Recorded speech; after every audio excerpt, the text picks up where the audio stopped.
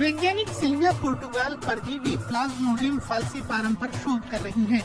मच्छरों के काटने से ये शरीर में जाता है और फिर मलेरिया की वजह बन सकता है।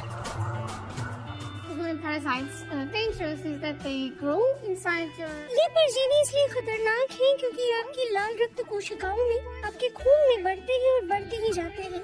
हर परजीवी 48 घंटों में 16 से 32 नए परजीवी विकसित कर देता है। जैसे जैसे ये बढ़ते हैं हमारी नसों में इनकी परत बनती जाती है। बहुत छोटी नसों में ये परजीवी रक्त का प्रवाह बंद कर सकते हैं और खासकर बच्चों में इससे कई दिक्कतें पैदा हो सकती हैं। इसे सेरेब्रल मलेरिया कहते हैं।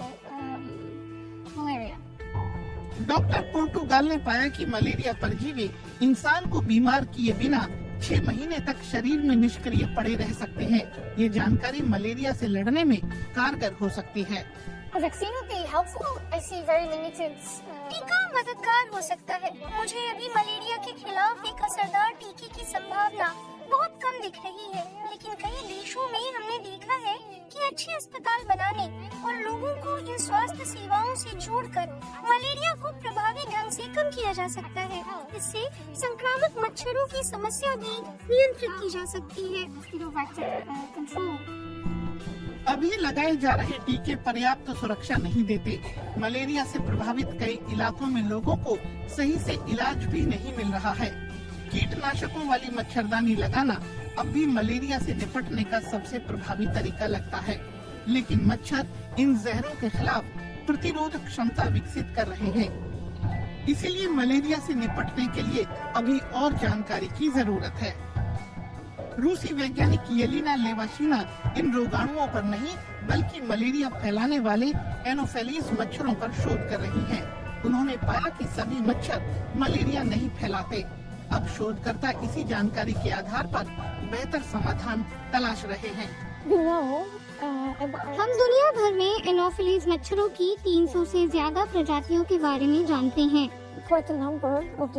इनमें कई अलग अलग किस्म की प्रजातियां हैं, जिनमें से कुछ बेहद जटिल हैं।